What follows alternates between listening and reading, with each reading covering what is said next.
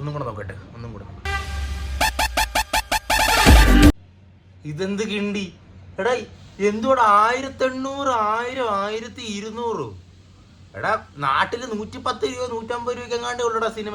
ഞാൻ ഇവിടുന്ന് ട്രെയിൻ പിടിച്ച് നാട്ടിൽ പോയി അവിടുന്ന് സിനിമ കണ്ട് തിരിച്ചു വന്നെങ്കിൽ പോലും എനിക്ക് ഇവിടെ 2 പേർക്ക് എടുക്കുന്ന ടിക്കറ്റിനേക്കാളും വില കുറവായിരിക്കും. ഒക്കാമോൺ, ഇതിനാണോ എത്ര നാൾ കാത്തിരുന്നത്? 1200 രൂപ ഒരാൾക്ക്, 2 ആൾക്ക് 2400 രൂപ, ടാക്സ് കൂട്ടി 2600 രൂപ, പോപ്കോണിന് 3100 രൂപ, വെളി ഇറങ്ങി എന്തെങ്കിലും കഴിക്കാൻ നേരത്ത് 3800, 3900.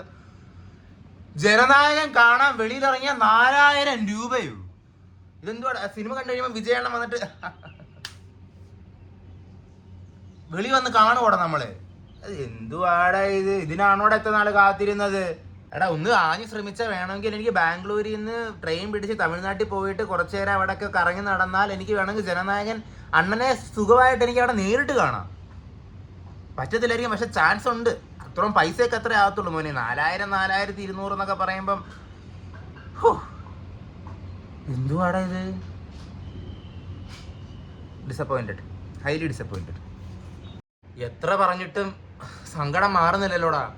1400 രൂപ, 1400 രൂപ എൻ്റെ ഒരു മാസത്തെ ബഡ്ജറ്റാടാ. എനിക്ക് ഈ ഒരു മാസമുള്ള പച്ചക്കറിയും അരിയും പലവ്യഞ്ജനവും എനിക്ക് ഈ 1400 രൂപ ഒന്ന് മേടിക്കായിരുന്നു. അപ്പം ഞാൻ അടുത്ത മാസം പട്ടിണി കിടക്കണോടാ ജനനായകൻ കാണാനായിട്ട്. കണ്ടേക്കാൻ മോനെ, പുള്ളിക്കാരൻ്റെ അവസാനത്തെ സിനിമയാണെന്നൊക്കെയല്ലേ പറയുന്നത്.